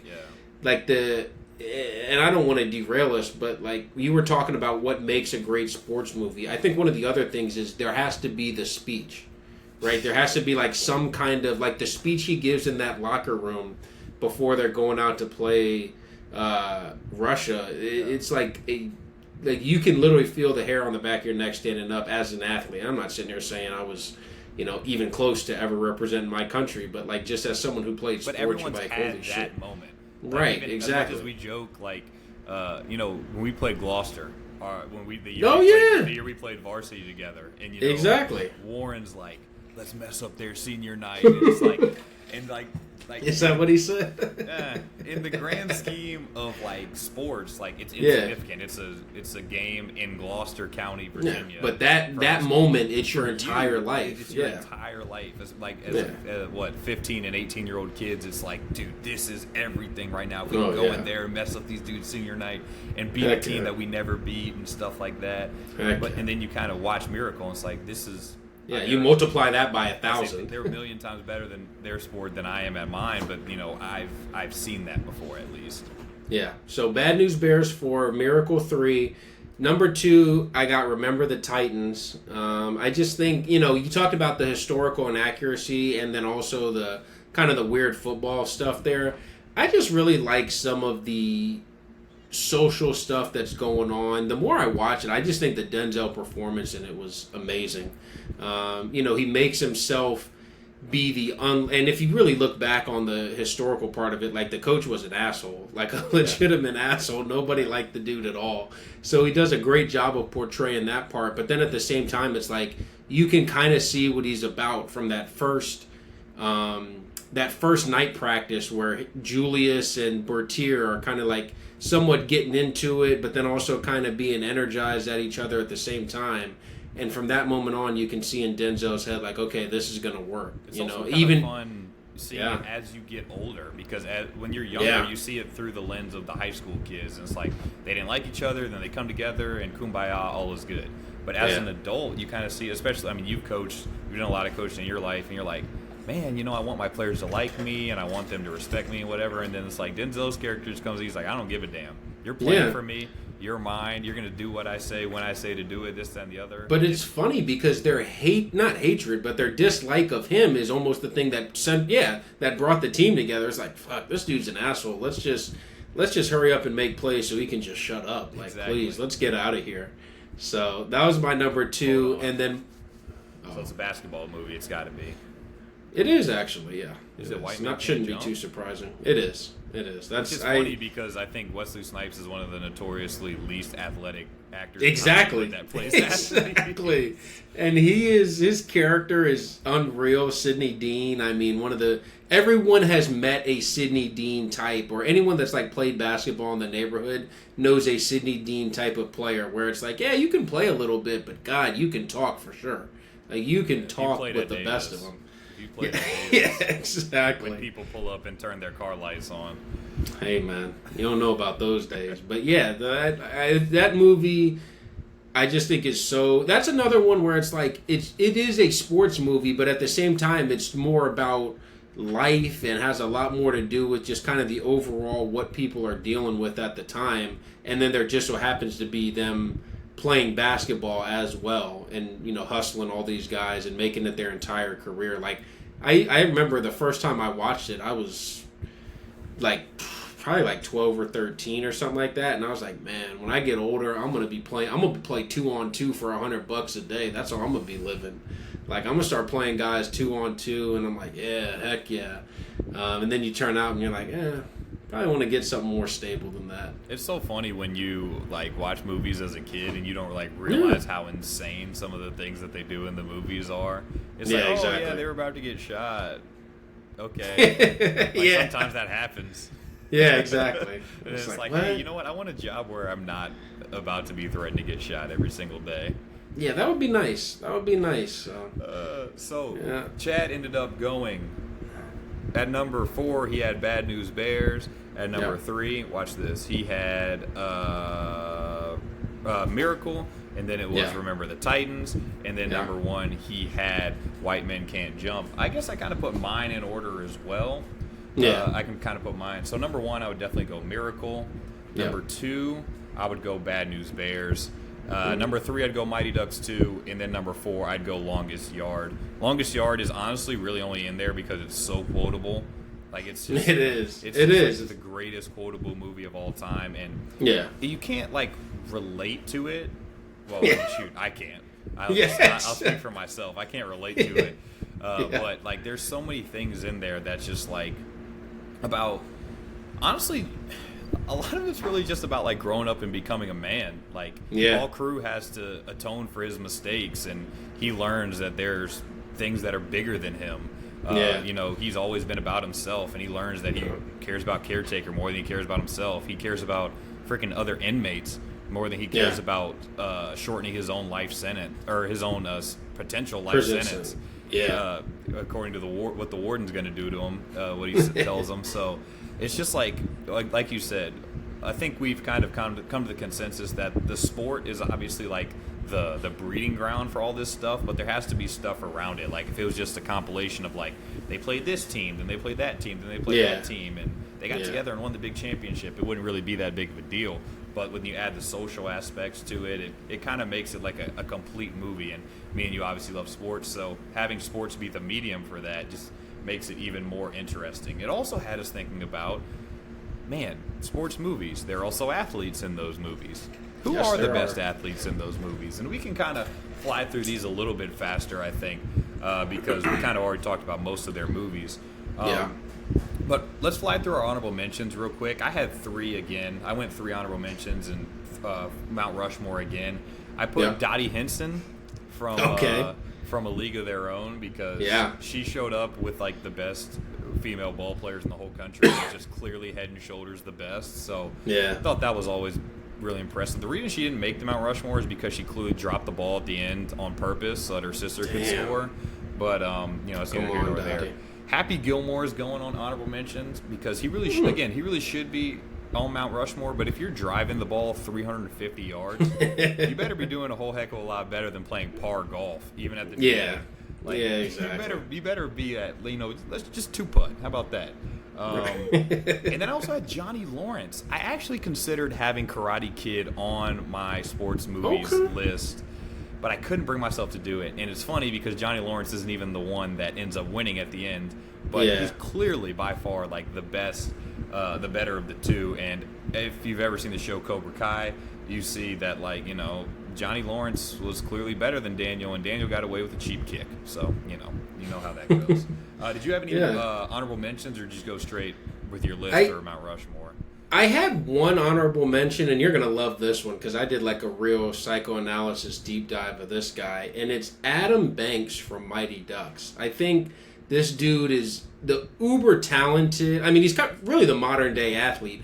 Uber talented, but isn't necessarily, wants to be the coolest guy in the room, cares really a whole lot about his image, how he's perceived. In D3, I remember really that big internal struggle with him where it's like, we talked about being the freshman that's good enough to be on the team, and that's exactly what Banks was, but it ended up causing more problems than it did help the team. And then all of a sudden he switches at the end, and he's like, not to say he single-handedly wins them the game, but like he wouldn't have won it without him. Yeah, exactly. And his individual performances, his ability. That goal line clearance with his I was gonna say, I love that I'm breaking down the Adam Banks film, but like his ability to create one-on-one, I think, like, was he the Ousmane Dembele of Mighty Ducks? Like, I don't know. He was. I think it could be. Hey, Adam Banks walked so that Connor McDavid could run. That's all I want to say.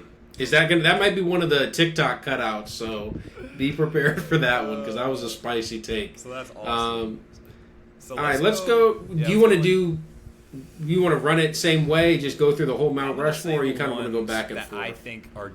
I want to say one that I think is definitely going to be on both of our lists. Actually, I can't. I think one of these two is definitely going to be on both of our lists, but I don't think you put both. But I think you want to put one or the other. So I'm going to say my first two are going to be Benny the Jet Rodriguez. Okay. Well, it did not make my list, but yep. And Kelly Leak. Yes. Kelly Leak. I ranked him. I ranked Kelly Leak as the number one guy. Now, the only thing with Kelly Leak is if you're really that dominant as a little leaguer, you can pitch. If you're that dominant of a little leaguer, you got to be able to give us a couple innings. Well, when Amanda Wurlitzer goes down, they can't be over. Everyone's throwing 100,000 pitches a day, so it's like exactly. So you can pitching every single day, man. Exactly. Awesome. But I mean, dominant hitter, insane outfielder, had a crazy arm. I mean, like, we talk about baseball, like how it's like soccer in the sense that one man cannot single-handedly make a team, but he literally is the only person on the team that's doing anything. They lose him, or they think they're going to lose him for one of the big games, and they're like, holy shit, what the hell, how are we going to do it? You know, it's impossible. And then he ends up doing basically a better Mike Trout impersonation than Mike Trout does. He also should get credit for inventing the swinging at the intentional walk pitch.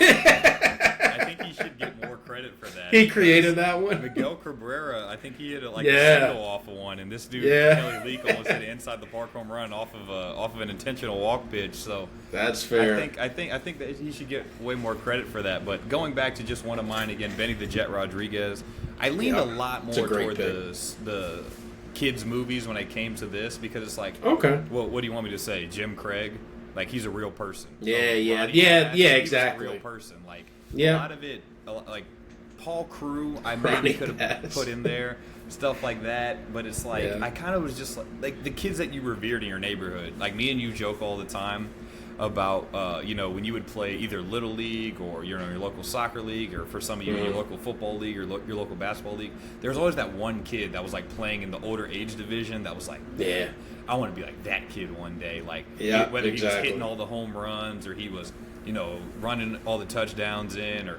he seemed to be hitting threes from 5 years old. It's like, man, I want to be like that kid. So I kind of everyone's got a Nick Wade in their league. Exactly. That's what Benny was. Benny was the guy that could hit harder, he could throw harder, he could run faster than anyone else in the city because they played against the local little league team too and beat the hell out of them. And so it was like Benny the Jet was just that kid that he was your age, but you still kind of revered him a little bit, and you still kind of saw him as the older kid, even though he was one of your peers. And I thought he had to be on that list. Why don't you hit me with two of yours? No, that's a good one. I mean, like I said, I had Kelly Leak. It's interesting when you said you went mostly for the kids, because I actually went the opposite way. Kelly Leak was the only younger one I had. Other than that, I had all adults. The number, I kind of did mine, we did Mount Rushmore, but I kind of ranked them again. I told you I had Kelly Leak 1. My number 2, I'm going to go with Neon Bordeaux from Blue Chips, who was played by Shaquille O'Neal, young Shaquille O'Neal. And the first scene where this dude's playing in it's basically a glorified barn on these wooden nets, wooden hoops. And this dude is just, whatever you think Prime Wilt Chamberlain was, this is what Neon Bordeaux was in these games. Just grabbing every rebound, dunking everything, ends up tearing off the rim in one of the scenes. And it just really reminds me of the fact that young Shaq was us as sports fans, we didn't get to see what Shaq was like in Orlando, or the beginning of his time in LA. And now no one gets to, is the sad part. Because the 95... tapes were erased. They got thrown away. So, but it's just brings me to this time of man, Shaq is this athlete. Because it's funny, it's kind of half and half. You were talking about, what am I going to say, Jim Craig or Ronnie Bass, real people. I'm kind of talking about not Shaq. Exactly. So it's I'm half giving it to him because it's young Shaq, and half because Neon was literally just insane in these movies, which is exactly how Shaq would have been in. If you put 95 Shaq in a college season, he's averaging 38 and 20. So again, going back to what I was saying about the kid you revered in your league, imagine what this dude must have been doing on AAU 12U basketball or whatever he was playing at the time. So, and that was the thing, is he barely played basketball at all growing up in the movie, and it's this is just one of those guys who's a freak. You remember all those years ago at my AAU tournament when we saw that one kid who was 8 or 9 and was 3 heads taller than everybody else out there, and it's what's that guy he was all grown up? When he was 9U. Yeah, what's that guy all grown up and a little bit more coordinated and 10 times more athletic? Right. It's Shaq. So it was crazy. The next one I'm going to go with, you said you would have given Paul Crew kind of an honorable mention. I think Deacon Moss might be the best sports movie wide receiver I've ever seen. I know it was in training, but he double coverage. He invented the OBJ. Yeah, he did. He did really the double coverage back so much that after he got hit, this dude Paul Crew stands up and says, "Holy shit!" Holy shit! Yeah, I was gonna say Paul Crew played in the league. He was in the NFL, and he's this dude just did something I've never seen before in my entire life. Yeah. Natural athlete, clearly made a bullshit call in the basketball game, but I'll allow it because it was his court. So can hoop too. Yeah, he's and the fact. touching. And the fact that it's Michael Irvin, like you know when they asked him to play that role, Michael Irvin started running routes the next day because he was like, if I'm gonna be in this, I'm gonna look good, damn it. I was like, he was probably like 20, I'm gonna be doing my heavier thing. than he ended up being. Oh in the yeah, movie. absolutely. So He started. Cheeseburger Eddie didn't get the call. He didn't. I don't feel like. I think Cheeseburger Eddie was like who was that tight end for Georgia a couple years ago, where it was the athlete. You looked, he was like 6'8", 270, and it's like he looks great walking off the bus, but I don't remember Cheeseburger. Yeah, I don't remember Cheeseburger Eddie making the difference It's much. actually So funny you say that because I actually think, especially when we were growing up, that Meggett was the guy that we really gave 100%. a shine to.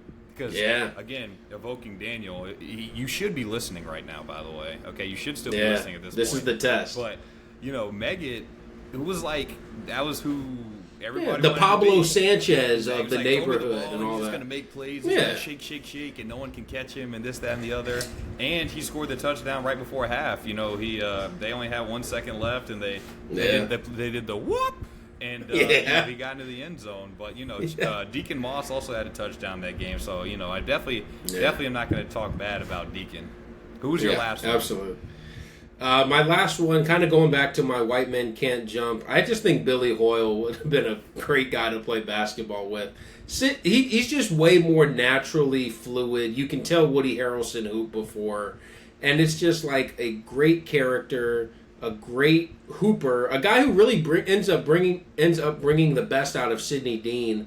Kind of has a little bit of a Steph Curry type performance. Can shoot from the outside. Is an awesome teammate. Makes guys better. Not a great defender, but will play his part. Would you call him a glue guy? No, because I think he could score a little bit more. Yeah, like he could score way more than that's the thing. There were some games where Dean was, his jumper wasn't, you knew his jumper was shaky a little bit, wasn't going to the basket as much, and then all of a sudden Hoyle would just come in and hit some mid-range jumpers, like would just nail him from the elbow. So it wasn't pulling that Troy Bolton BS where he was hitting 4-footers. Like these are legit 15 to 18 footers, and they're all ones. They're all ones in the park, so it doesn't matter what he's shooting. Yeah. So I like it. He was saying screw analytics. He was before it. I love it. So I think you still had one more left too, didn't you? I had Benny the Jet. I had Kelly Leak. Yeah. And you already talked about Adam Banks, and he was very important to me as a young hockey player. Adam Banks was, he was that guy. He was clearly the best player on the team, but it was weird because he wasn't like the leader, and he kind of introduced probably a lot of young hockey players and young athletes to the idea that like just because you're the best player doesn't make you the best leader. And he was Alex Rodriguez. He wasn't Derek Jeter. Bingo. Yeah, Charlie. I mean, shoot. Based on what a lot of people are saying about Derek Jeter now, probably fits even more. Charlie Conway is the Derek Jeter. The guy that's like, I mean, he's going to start because he's the captain, but we probably could find a better, He's upgradable. Exactly. Yeah, he's upgradable. Exactly, but everyone loves him, so we need him to. So Charlie's more the, the glue guy. Absolutely. And then lastly, you're going to love this one. Oh God. I actually was just recently with this dude. All right, just recently with him. Great athlete, all sport athlete. Okay, too. Comes over to my house every day. I see him every single day, and that would be the greatest athlete of all time, which is Air Bud. Still sleep with my Air Bud to this day. So, I mean, he's got a baseball movie. Buddy. He's got a basketball, football. Yeah, if you're talking soccer, multi-sport, he's got a volleyball movie, and then he was such a great athlete that he had kids, and then they had sports movies about those kids. So like, Air Bud, it's kind of unassailable. God. Like he won the high school state championship in soccer. He won the middle school championship in basketball. He had longevity because then not only did he play with Josh Fram, he played with his sister too. Baseball and volleyball. Damn. I mean, like he's got everything. Damn. He's got the peak and the longevity. Had the LeBron longevity with the Michael Jordan peak. Like that's tough to beat. Quick question for you, and this might be this is going to be very controversial. If Air Bud, the soccer one, comes out in 2024, are people complaining because there's a male dog playing on a female soccer team? Thoughts? No, because it's a co-ed team. But then people would complain about it being a co-ed team. Oh, yeah. No, you're right. You're absolutely right. Exactly. So, which I don't know. I think that because in the movie, I watched it somewhat recently, and it was the first time in human history I've ever seen this, that the opposing coach was pissed that they had a girl on their team. Yeah, exactly. I don't think I've ever seen that ever in my life. I mean, now those of you that have played like U10, U11 sports know that actually at that age having a girl on your team is a cheat code. 100%. But then by the time you get to high school age, it's like, But somehow, some way, the dude was pissed off they had a girl and a dog on their team. Yeah. But that's hilarious. Big respect to the other team's captain, who said, it shouldn't matter. We'll beat them either way. And then lost. Yeah. They lost on a last second. But hey, they lost fair and square, so I respect exactly. it. So, I respect it. So we wanted to get into 2 more quicker topics, all right? Because, a lot of people have these discussions, and me and Chad kind of hold our tongue publicly, but we wanted to give our takes on the record now. One quick one, hardest positions in sports. All sports, okay? Mm-hmm. So obviously, the sport itself can't be counted as a position. You can't be like, golf is the hardest, because it's like, well, you're just a golfer. You're not like playing a position. Yeah. This is obviously team sport. Like track isn't going to be in here, stuff like that. Like these are team sports, which track is a team sport. Okay, whatever. I don't care. Quick interjection though about a couple of hard positions that I've heard about online. Anyone that says goalkeeper is a hard position, not true. And this is when I'm talking about barrier for entry. Okay. To be a great goalkeeper, very, very hard. Probably harder to be the greatest goalkeeper than almost any other position on the field. But just to be a goalkeeper and a competent one, not very difficult. Make like a couple saves. As long as you're saving the ones that come right at you, you should be good. If you're not, if you get scored on top bins, no one cares. Right. So that one's a little bit overrated to me. I'm co-signing that. Center back is a little bit overrated to me too, because it's similar to goalkeeper. It's like, hey, just don't get walked around, don't get sent off, don't like swing and miss at a freaking long ball that goes right past you. Now, again, to be a great center back, I'm not saying Virgil van Dijk isn't a great player because he plays an easy position, but like even when you see like bad center backs, it's hard to be like, oh, like he's like awful, he's this. It's like, it's just, I don't know, he's just like a center back. That's not that great. So I don't think that's that hard of a position. And then wideout to me is just the easiest skill position in sports in my mind. Because it's just like, okay, so they gave me the route to run. I don't control whether I get thrown to. And if the guy throws an interception, it's on him. Yep. No, that's fair. Like the only negative metric for receivers is drops, and even that sometimes is like it's a drop and it ends up being a pick on the other guy's resume. So it's fair. Like, it just seems like a lot of, are you athletic? Are you fast? Like are you fast? Can you jump? Can you catch? Yes. Obviously there are those, let's all be honest, those white receivers that really can't do that stuff. They're just in there to catch the ball. And I'm not saying that there's no intricacy to it whatsoever, and there's no strategy, and there's no technique. Of course there is, but like when you compare it to the other positions where it's like, run block versus pass block, and trying to create different holes for the run game, for the line, and even defensive positions that you think would be for idiots like D end, where it's like, just go and hit the quarterback, and it's like, well, if you don't have your gap integrity, then you're just going to try and get around, and they're going to be able to run wherever they want to. So to me, receiver seems like one of the positions that people are like, oh, that dude's tough, that dude's this. And it's very quarterback dependent and very, athleticism dependent rather than true skill. So why don't you give us, how many positions did you come up with? Because I came up with 4. Yeah, I kind of have 4. I actually gave a couple of individual sports stuff in there, but we'll probably do that more when we're talking about the next mini topic. So I'll just kind of run through mine real quickly. I think football has 2. I think quarterback. Look, let's just be honest. I think quarterback in football is the hardest position in sports. I don't think it's particularly close. I don't think there's anything that competes with it. Exactly. The pre-snap, I mean, you have to really be the psychiatrist for the team, and you have to be able to, or really the psychiatrist for the offense, and you have to be the guy who knows what everyone has to do on every single play, and then you have to be able to go out and execute it. And the like, as we get older and really understand how much rhythm is involved in football, like if you're off by half a second on that third step of your drop, then all of a sudden the whole play goes to shit. So like I think it's just the timing the amount of stuff you have to remember, the amount of responsibility you have for others. Like, I don't think you can compete with football. And then also making plays while exactly 300-pound men are Yeah. doing everything in their power to take your head off. Exactly, which brings me actually to my second thing. I think offensive tackle in football now is extremely hard. You're talking about 40 to 50 pass rushes you're going against a game. You know, for the most part, most teams are pass dominant, so I guess maybe 30 to 40. And you're talking about if you really lose 2 reps and you end up giving up 2 sacks, then all of a sudden it's like, that tackle was weak, man. He was horrible. You know, he was the weak link of the team. And I remember, like, Taylor Lewan, when he was doing Bussin' with the Boys, one of his podcast episodes, he was like, yeah, the worst game of my life against Chandler Jones. He had 5 sacks, I think, in the game. And there were like 40, and the quarterback ended up throwing like 45 times. I'm like, how many career fields if it's like, hey, 10% of the time you mess up at your job? Obviously, no one's going to be excited about it, but like most of the time, that's like, oh, okay, like that's fine. Yeah. But now we're talking about, oh shit, you're absolutely horrible if you mess up 10% of the time in this sport, so in this position. So I just think that's extremely hard. I'm going to just go ahead and run through all of mine just real quickly.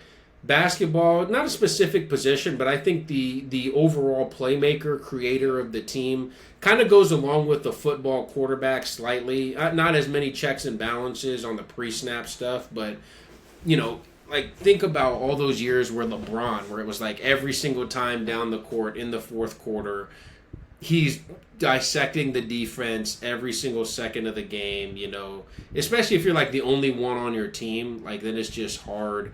The defense is, especially in the playoffs, just knows exactly what you're doing. So I think that's insanely hard. And then soccer, I got the soccer goal scorer, not necessarily the striker, because not every team the striker is the main goal scorer or whatever. But I just think scoring goals is so hard to do in that sport, and people don't give it enough credit and actually understand how hard it really is. Like, and I never played the position, so I can't speak to it. But like the amount of stuff. Well, hey, let's go back to that Tucker Caps field. But if you're just talking about like on a professional level, all the stuff that has to go right for a goal really to be scored, then it's like, man, like it is extremely hard. So I think those are kind of my.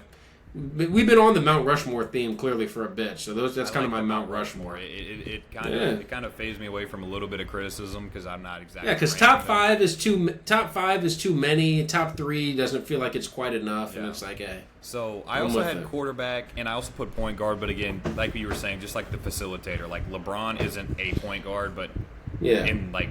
When I'm talking about this, the point guard, like the guy that's making everything happen. He's calling out the offense. He's telling this guy, you get out, you come here, you set this screen, you give it back to me, this, that, and the other. The other 2 I had that you didn't have, though, one, which I thought was interesting, this is kind of one I more noticed when I started watching Last Chance U, was corner. Because corner is like one of those positions, it's like half of the time you're not even looking at what's going on.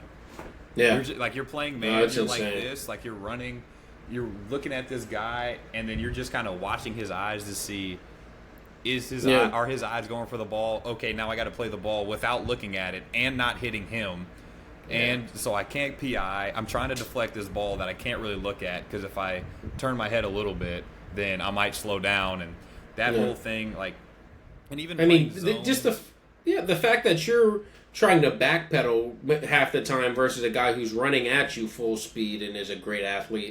And then it's like, well, shoot, if you give him too much cushion, then all of a sudden he's taking that 10 yards in rough space and just getting a first down on you every time. And if you press up, that's then only it's on deep impossible. balls.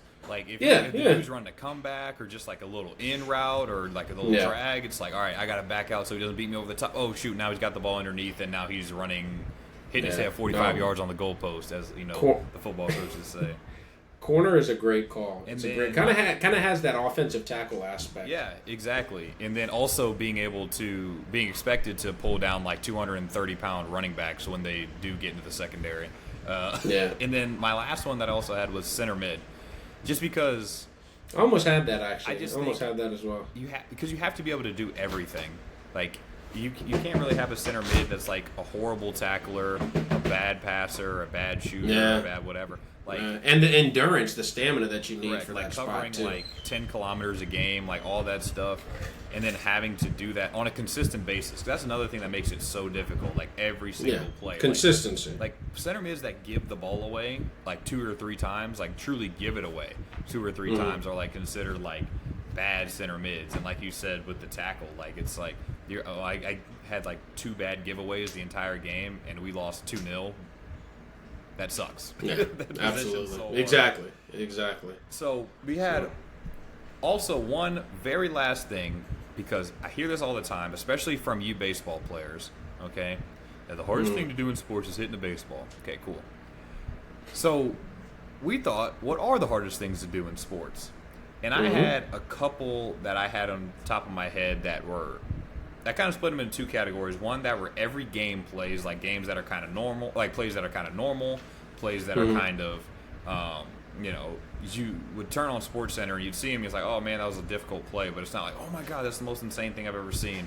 And then I also had like specialty plays where it's like, I mean, this thing is very, very hard to do, but like you don't see it enough to where it's like, well, you can't really play this sport if you can't do that. Right. So Right. The ones I had for every game plays, I had 2 soccer, a baseball, and a golf, actually. Okay.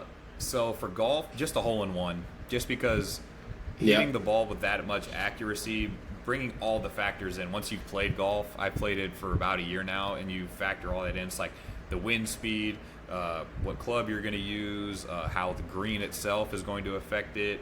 Is it dry out today? Is it humid out today? All that stuff kind of goes into it, and you just one shot, boom, and you just pick up a nice little eagle on a par 3. That's just insane to me, especially because I can't play golf for shit. And then I will hold my hands up. I say hitting a home run is just like one of those things where it like requires so much coordination from all different parts of your body. It requires the timing of the hips, your head, obviously recognizing your head and your eyes working together to recognize, fast enough, what kind of pitch is this, where is it going to end up, all this stuff, and then actually getting your body loaded up and firing, getting your hips thrown, getting your bat in the zone, and then actually making good contact, hitting it out of the park, all that stuff kind of makes it even more difficult. And then I put 2 for soccer because obviously I'm a soccer player, so shout out to my soccer guys. Scoring a free kick, I think, is a very, very, very underrated skill. When you're doing that, these are all things that you're doing at a high level. Like obviously hitting little league home runs is like, all right, cool, but like a lot of people that will never play baseball again have hit little league home runs. But like scoring a free kick in the Premier League, that's why people are so impressed when it happens. It's like you witness these top 10 goals of the month or whatever, and like free kicks are half of them. It's like, well, it's free. It's like they're free. But like striking a dead ball and being able to beat a goalkeeper that has his wall set up and he's set, and he might not be able to perfectly see the ball, but he at least knows like the only place he can beat me is right here. And so as long as I get there, I should be good. And he knows all that, but still being able to do it, super impressive. And then also I said saving penalties. I mean, people that are penalty saving, I mean, you're 12 yards out, and they're 9 times out of 10, well, not as much anymore, but especially back in the day, like they're just literally running up and smashing as hard as they can. You're either guessing or taking a very educated guess at the very best, and then having the reaction time to be like, all right, I'm just going to kind of dive in this direction, and then hopefully I can either get my hand up or down based on where it's going. That is just insane. Every single Absolutely. Time. I completely agree. I completely agree with the saving penalties. I mean, like you said, all of those are hard. Hey, man, I've done it once or twice. But, yeah, the penalties is definitely up there. That's the only one I could really speak to the personal experience of. But the timing and the guessing and then actually being ready when you guess right is all right there. What about the more uncommon ones would you have for that? So I put 3 for that. I said scoring a bicycle kick. Because it's just one of those things. I mean, the timing and all that. Yeah, scoring on a cross in general is already difficult enough, and then scoring on a cross where like the ball's coming over your head and you're tracking it and you're flying through the air and you're actually hitting the ball properly and hitting it into the goal and beating the goalkeeper. All that stuff coming together is just so having all that come together is just so rare that it makes it so impressive. I also put robbing a home run. I think it's one of those things where it's like you don't see it every day, but then when you see it, it's like, man, like that's like outrageously hard, like sprinting back. Yeah, I was gonna say, especially if it's and then also still tracking the ball and making sure you don't die by running into the wall, and then actually getting up. It's kind of like what you were talking about with the playing corner stuff. Yeah, exactly. So. And then you also have a freaking huge ass wall in your way. And then lastly, I put this because I thought it was funny, but also like I was like, man, I didn't really have a football one in here. But then I was like, you know what? Converting an onside kick as like an overall special teams, like because not multiple people got to do their job. We talked about a couple of ones that's like you have to do multiple things. But it's like the kick has to be perfect. It has to be either disguised in some way perfectly or set up perfectly. It has to be run properly. You actually have to get to the football. You got to have those two guys who are clearing the first two people on the just knocking them out. Yeah. So it's like 5 people who have to execute their job perfectly. And of course, we're talking about like a perfectly executed one. Of course, there's always that one idiot who goes to attack the ball when it's 5 yards, drops it immediately, and then someone picks it up. Like that's. Which are always my favorite, especially when it happens in college football. Oh yeah, exactly. The third string receiver who doesn't even. Coaches don't even know how he's on Hans' team, but all of a sudden he steps up like he's got it. Then they lose the game. He was just in the coach's office the day before bitching about, I haven't gotten a target this year. Touches. Exactly. Yeah. So that's funny. That's funny. No, I like that list. That I didn't have. No, I kind of, honestly, I was really more interested to hear what yours were for this one, just because, one, you've played more sports than I have, and you've played at a much higher level. So I was just... The only thing that I'll throw in there is I just think singles tennis. I know we said we didn't really highlight a lot of individual sports, but just playing tennis, the endurance that it takes, I think combined with the amount of power you have to have, it's like kind of the torque of hitting a golf ball times running, a whole bunch at the same time. So and I think that's the capacity of having the individual part of it. Yeah, that's really good. So, really, really hope you guys enjoyed today's episode. Obviously got a decent amount of basketball in, a decent amount of soccer in with our Who Says No's, and then got a little bit more meta talking about sports movies and sports athletes, wrapped it up with some quick discussions about general sports topics. And please, if you guys have any suggestions, please reach out to us on Instagram or on TikTok where we post the clips or anything like that. Please let us know what you want us to talk about, or if we can make any improvements that you guys would think. Please feel free to reach out. And obviously we're still very new at this. This is only episode 2, and we're always welcome to make ourselves better and make it more enjoyable for you guys. Heck yeah. Especially questions. We're going to try and do like one question at the end of every episode. So those is a great way for people to get involved. So shoot us some of those. You know how to contact us. So really appreciate that. And so for week 2, episode 2 of the Glue Guys podcast, I've been Ethan. That is Chad. Hope you guys have a good rest of your day, and join us next week.